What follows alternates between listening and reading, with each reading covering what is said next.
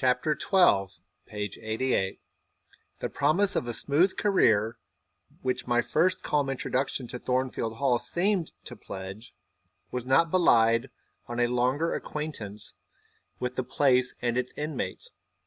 Mrs. Fairfax turned out to be what she appeared, a placid-tempered, kind-natured woman of competent education and average intelligence. By the way, inmates does not mean prisoners, and average doesn't mean she's dumb. It means she's quite smart. My pupil was a lively child who had been spoilt and indulged. What's the difference? And therefore was sometimes wayward, but as she was committed entirely to my care, and no injudicious interference from any quarter ever thwarted my plans for her improvement, she soon forgot her little freaks, and became obedient and teachable. She had no great talents, no marked traits of character, no peculiar development of feeling or taste which raised her 1 inch above the ordinary level of childhood, but neither had she any deficiency or vice which sunk her below it. She made reasonable progress, entertained for me a vivacious, though perhaps not very profound, affection, and by her simplicity, gay prattle, and efforts to please inspired me, in return, with a degree of attachment sufficient to make us both content in each other's society. This, par parenthèse, or parenthèse, you know what I mean, will be thought cool language by persons who entertain solemn doctrines about the angelic nature of children, and the duty of those charged with their education to conceive for them an idolatrous devotion. But I am not writing to flatter parental egotism, to echo cant, or prop up humbug. I am merely telling the truth. I felt a conscientious solicitude for Adele's welfare and progress, and a quite liking for her little self, just as I cherished towards Mrs. Fairfax a thankfulness for her kindness and a pleasure in her society proportionate to the tranquil regard she had for me and the moderation of her mind and character.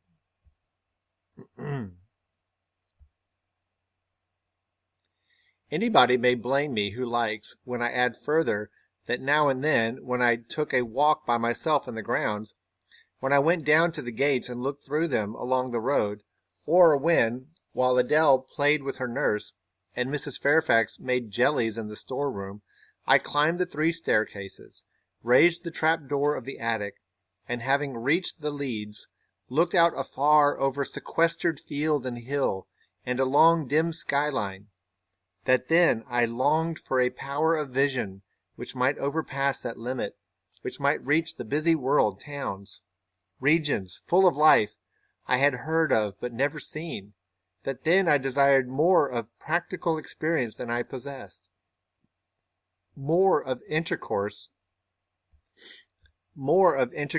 with my mind, of acquaintance with variety of character than was here within my reach. I valued what was good in Mrs. Fairfax and what was good in Adele, but I believed in the existence of other and more vivid kinds of goodness, and what I believed in I wished to behold.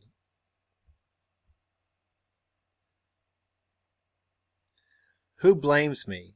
Many, no doubt, and I shall be called discontented. I could not help it. The restlessness was in my nature. It agitated me to pain sometimes. Then my sole relief was to walk along the corridor of the 3rd story, backwards and forwards, safe in the silence and solitude of the spot, and allow my mind's eye to dwell on whatever bright visions rose before it. And certainly they were many and glowing, to let my heart be heaved by the exultant movement which, while it swelled it in trouble, expanded it with life, and best of all, to open my inward ear to a tale that was never ended, a tale my imagination created and narrated continuously, quickened with all the incident, life, fire, feeling that I desired and had not in my actual existence.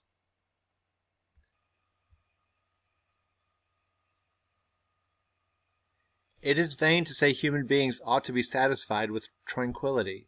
They must have action, and they will make it if they cannot find it. Millions are condemned to a stiller doom than mine, and millions are in silent revolt against their lot. Nobody knows how many rebellions besides political rebellions ferment in the masses of life which people earth. Women are supposed to be very calm generally, but women feel just as men feel. They need exercise for their faculties and a field for their efforts as much as their brothers do.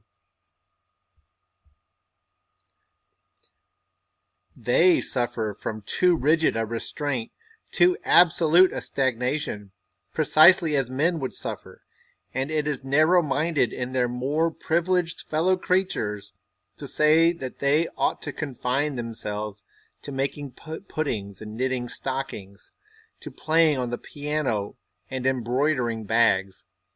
It is thoughtless to condemn them or laugh at them if they seek to do more or learn more than custom has pronounced necessary for their sex. When thus alone, I not unfrequently heard Grace Poole's laugh, the same peal, the same low, slow ha-ha, which, when first heard, had thrilled me. I heard, too, her eccentric murmurs stranger than her laugh. They were days when she was quite silent, but there were others when I could not account for the sound she made. Sometimes I saw her. She would come out of her room with a basin, or a plate, or a tray in her hand, go down to the kitchen, and shortly return. Generally, romantic reader, forgive me for telling the plain truth, bearing a pot of porter. Her appearance always acted as a damper to the curiosity raised by her oral oddities. Hard-featured and staid, she had no point to which interest could attach. I made some attempts to draw her into conversation, but she seemed a person of few words. A monosyllabic reply usually cut short every effort of that sort.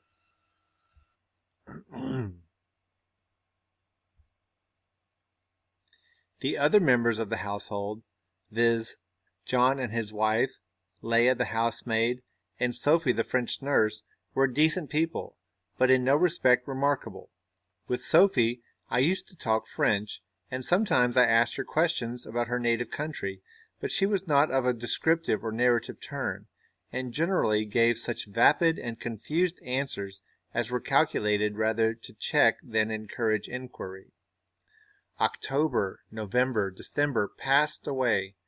One afternoon in January, Mrs. Fairfax had begged a holiday for Adele because she had a cold, and, as Adele seconded the request with an ardor that reminded me how precious occasional holidays had been to me in my own childhood, I accorded it, deeming that I did well in showing pliability on the point.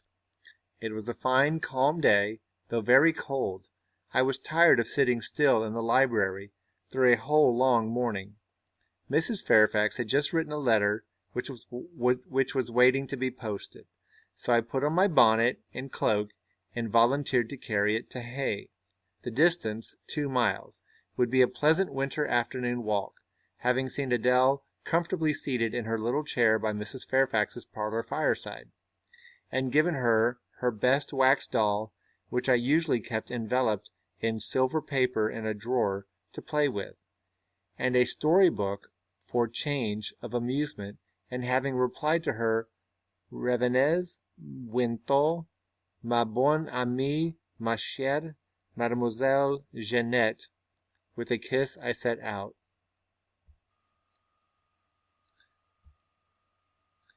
The ground was hard, the air was still, my road was lonely. I walked fast till I got warm, and then I walked slowly to enjoy and analyze the species of pleasure brooding for me in the hour and situation. It was 3 o'clock. The church bell tolled as I passed under the belfry. The charm of the hour lay in its approaching dimness, and the low gliding and pale beaming sun. I was a mile from Thornfield, in a lane noted for wild roses in summer, for nuts and blackberries in autumn, and even now possessing a few coral treasures in hips and haws, but whose best winter delight lay in its utter solitude and leafless repose. If a breath of air stirred, it made no sound here, for there was not a holly, not an evergreen to rustle, and the stripped hawthorn and hazel bushes were as still as the white, worn stones which causewayed the middle of the path. Far and wide on each side there were only fields, where no cattle now browsed, and the little brown birds which stirred occasionally in the hedge looked like single russet leaves that had forgotten to drop. This lane inclined uphill all the way to Hay. Having reached the middle, I sat down on a stile which led thence into a field. Gathering my mantle about me, and sheltering my hands in my muff, I did not feel the cold, though it froze keenly, as was attested by a sheet of ice covering the causeway, where a little brooklet, now congealed, had overflowed after a rapid thaw some days since. From my seat I could look down on Thornfield. The grey and battlemented hall was the principal object in the vale below me. Its woods and dark rookery rose against the west. I lingered till the sun went down amongst the trees, and sank crimson and clear behind them. I then turned eastward. On the hilltop above me sat the rising moon, pale yet as a cloud, but brightening momentarily. She looked over Hay, which half lost in trees, sent up a blue smoke from its few chimneys. It was yet a mile distant, but in the absolute hush I could hear plainly its thin murmurs of life. My ear, too, felt the flow of currents, in what dales and depths I could not tell, but there were many hills beyond Hay, and doubtless many becks threading their passes. That evening calm betrayed alike the tinkle of the nearest streams, the sough of the most remote. A rude noise broke on these fine ripplings and whisperings, at once so far away and so clear. A positive tramp, tramp, a metallic clatter, which effaced the soft wave-wanderings, as in a picture the solid mass of a crag, or the rough boles of a great oak drawn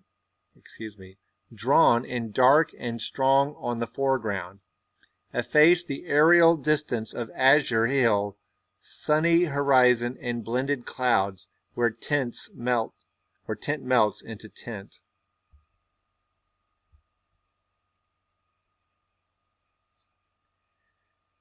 The din was on the causeway. A horse was coming. The windings of the lane yet hid it, but it approached. I was just leaving the stile, yet, as the path was narrow, I sat still to let it go by. In those days I was young, and all sorts of fancies bright and dark tenanted my mind. The memories of nursery stories were there amongst other rubbish, and when they recurred, maturing youth added to them a vigor and vividness beyond what childhood could give.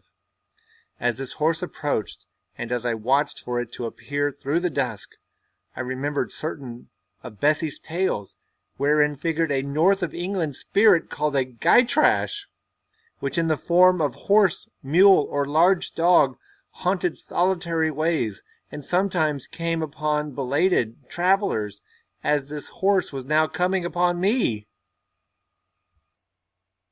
Okay, I've also heard that this is pronounced gytray. You don't say the SH, it's gytray. All right, it was very near, but not yet in sight, when, in addition to the tramp, tramp, I heard a rush under the hedge, and close down by the hazel stems glided a great dog, whose black and white color made him a distinct object against the trees. It was exactly one form of Bessie's gytray, a lion-like creature with long hair and a huge head. It passed me, however, quietly enough, not staying to look up, with strange preter-canine eyes in my face, as I half expected it would. The horse followed, a tall steed, and on its back a rider, The man, the human being, broke the spell at once. Nothing ever rode the guy tray. It was always alone, and goblins, to my notions, though they might tenant the dumb carcasses of beasts, could scarce covet shelter in the commonplace human form. No guy tray was this, only a traveler taking the short-cut to Millcot. He passed, and I went on. A few steps, and I turned a sliding sound and an exclamation of, "What the deuce is to do now?" and a clattering tumble arrested my attention. Man and horse were down. They had slipped on the sheet of ice which glazed the causeway. The dog came bounding back, and seeing his master in a predicament, and hearing the horse groan, barked till the evening hills echoed the sound, which was deep in proportion to his magnitude. He snuffed round the prostrate group, and then he came up to me. It was all he could do. There was no other help at hand to summon. I obeyed him, and walked down to the traveler, by this time struggling himself free of his steed. His efforts were so vigorous, I thought he could not be much hurt, but I asked him the question, "Are you injured, sir?" I think he was swearing, but I am not certain. However, he was pronouncing some formula which prevented him from replying to me directly. "Can I do anything?" I asked again. "You must just stand on one side," he answered as he rose, first to his knees and then to his feet. I did, whereupon began a heaving, stamping, clattering process, accompanied by a barking and baying which removed me effectually some yards' distance. But I would not be driven quite away till I saw the event. This was finally fortunate. The horse was re-established, and the dog was silenced with a "Down, pilot!" The traveler now, stooping, felt his foot and leg, as if trying whether they were sound. Apparently something ailed them, for he halted to the stile whence I had just risen, and sat down. I was in the mood for being useful, or at least officious, I think, for I now drew near him again. "If you are hurt and want help, sir, I can fetch someone either from Thornfield Hall or from Hay." "Thank you, I shall do. I have no broken bones, only a sprain." And again he stood up and tried his foot, but the result extorted an involuntary "Ugh!" Something of daylight still lingered, and the moon was waxing bright. I could see him plainly. His figure was enveloped in a riding cloak, fur-collared and steel-clasped. Its details were not apparent, but I traced the general points of middle height and considerable breadth of chest. He had a dark face, with stern features and a heavy brow. His eyes and gathered eyebrows looked ireful and thwarted just now. He was past youth, but had not reached middle age. Perhaps he might be 35. I felt no fear of him, and but little shyness.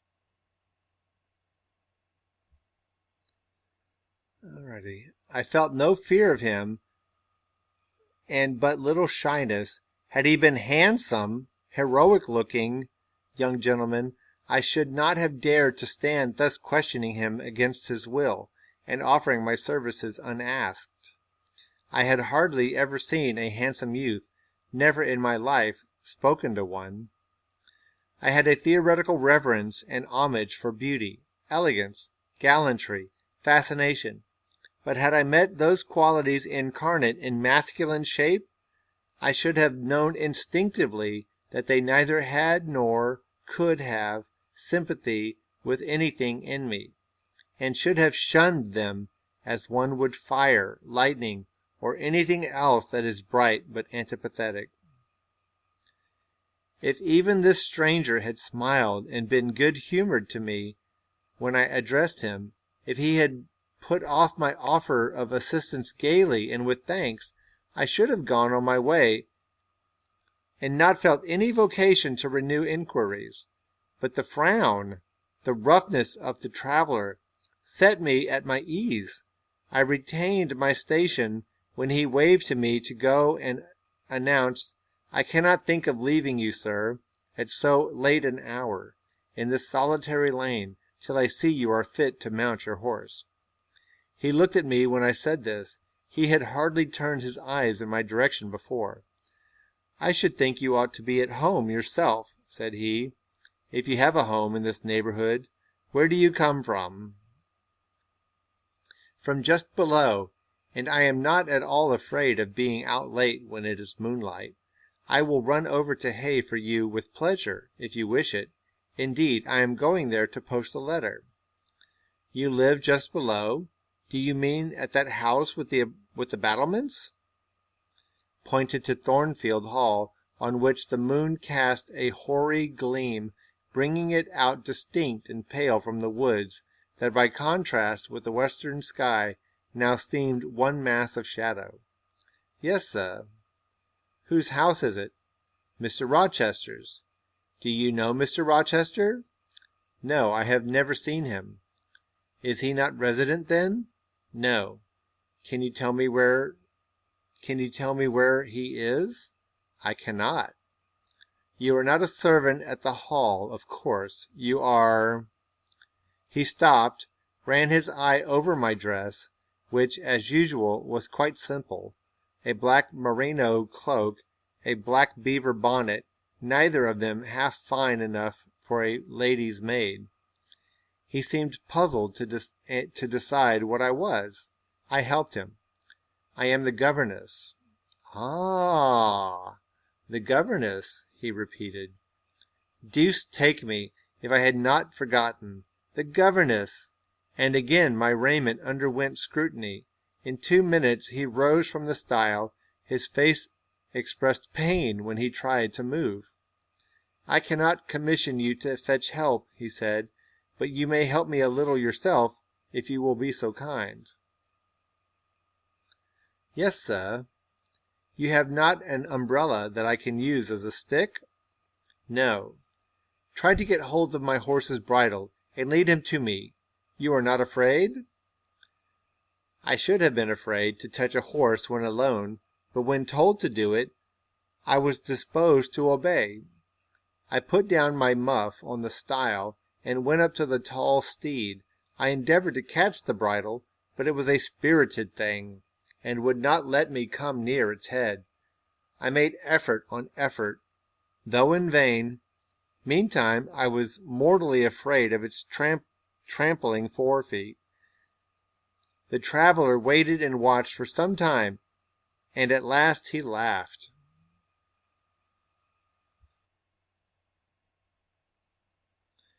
"I see," he said. "The mountain will never be brought to Mahomet, so all you can do is to aid Mahomet to go to the mountain. I must beg of you to come here." I came. "Excuse me," he continued. "Necessity compels me to make you useful." He laid a heavy hand on my shoulder, and leaning on me with some stress, limped to his horse. Having once caught the bridle, he mastered it directly and sprang to his saddle, grimacing grimly as he made the effort, for it wrenched his sprain. "Now," said he, releasing his under lip from a hard bite, "just hand me my whip. It lies there under the hedge." I sought it and found it. "Thank you. Now make haste with the letter to Hay, and return as fast as you can." A touch of spurred heel made his horse first start and rear, and then bound away. The dog rushed in his traces. All three vanished. Like heath that in the wilderness, the wild wind whirls away. Like heath that in the wilderness, the wild winds whirls away. Check the notes so you can find out what that means. I took up my muff and walked on. The incident had occurred and was gone from me. It was an incident of no moment, no romance, no interest in a sense. Yet it marked with a with change one single hour of monotonous life. My help had been needed and claimed. I had given it. I was pleased to have done something, trivial, transitory though the deed was. It was yet an active thing, and I was weary of an existence all passive. The new face, too, was like a new picture introduced to the gallery of memory, and it was dissimilar to all the others hanging there. Firstly, because it was masculine, and secondly, because it was dark, strong, and stern. I had it still before me when I entered Hay and slipped the letter into the post office. I saw it as I walked fast downhill all the way home. When I came to the stile, I stopped a minute, looked round and listened, with an idea that a horse's hoofs might ring on the causeway again, and that a rider in a cloak and a guy-tray-like Newfoundland dog might be again apparent. I saw only the hedge and a pollard willow before me. Rising up still and straight to meet the moonbeams, I heard only the faintest waft of wind roaming fitful among the trees round Thornfield. A mile distant, and when I glanced down in the direction of the murmur, my eye, traversing the hall front, caught a light kindling in a window. It reminded me that I was late, and I hurried on. I did not like re-entering Thornfield. To pass its threshold was to return to stagnation, to cross the silent hall, to ascend the darksome staircase, to seek my own lonely little room, and then to meet tranquil Mrs. Fairfax, and spend the long winter evening with her, and her only, was to quell wholly the faint excitement wakened by my walk, to slip again over my faculties the viewless fetters of an uniform and too still existence, of an existence whose very privileges of security and ease I was becoming incapable of appreciating. What good it would have done me at that time to have been tossed in the storms of an uncertain, struggling life, and to have been taught by rough and bitter experience to long for the calm amidst which I now repined. Yes, just as much good as it would do a man tired of sitting still in a too easy chair to take a long walk. And just as natural was the wish to stir under my circumstances as it would be under his.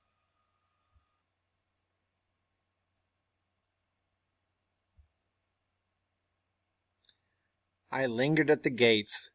I lingered on the lawn. I paced backwards and forwards on the pavement.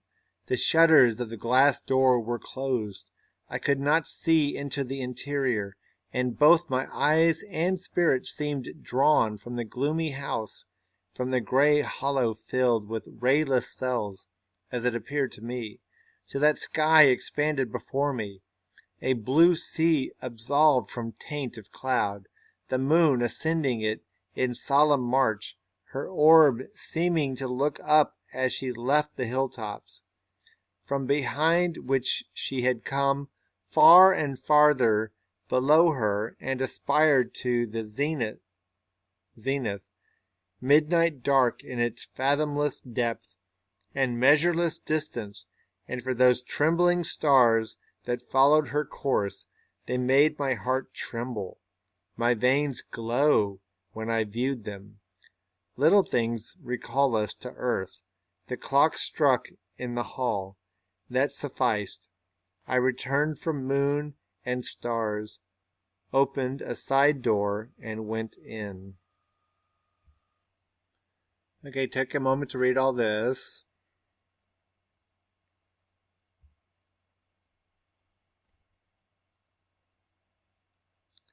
All right, continuing.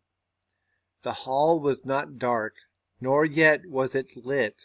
Only by the high-hung bronze lamp a warm glow suffused both it and the lower steps of the oak staircase.